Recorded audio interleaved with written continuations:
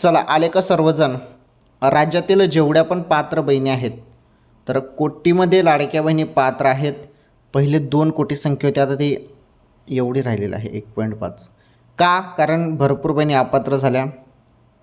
काही बहिणींची KYC pending आहे, दुरुस्ती करायला सांगितलेलं आहे शासनाने. ती दुरुस्ती अजून तुम्ही केली नसेल तर करा दुरुस्ती KYCची, नाहीतर हप्ता कायमचा बंद होऊ शकतो बरं. या गोष्टी तुम्हाला माहीत असणे फार गरजेचे आहे. KYC नाही केली तुम्ही तर हप्ता तुमचा बंद होईल. ओके, तर KYC दुरुस्ती करून घ्या लाडक्या बहिणींनो. ही फारच महत्त्वाची माहिती होती तुमच्यासाठी. ओके, आणि 20वा हप्ता तुम्हाला त्यानंतरच मिळेल आता KYC वगैरे दुरुस्ती केल्यानंतर. आणि जेवढ्या बहिणी आता KYC दुरुस्ती करतील त्यांच्या खात्यामध्ये जेव्हा हा 20वा हप्ता जमा होईल फेब्रुवारीचा, तेव्हा त्यांचे मागील हप्ते पण त्यांना मिळतील अशी आशा आहे.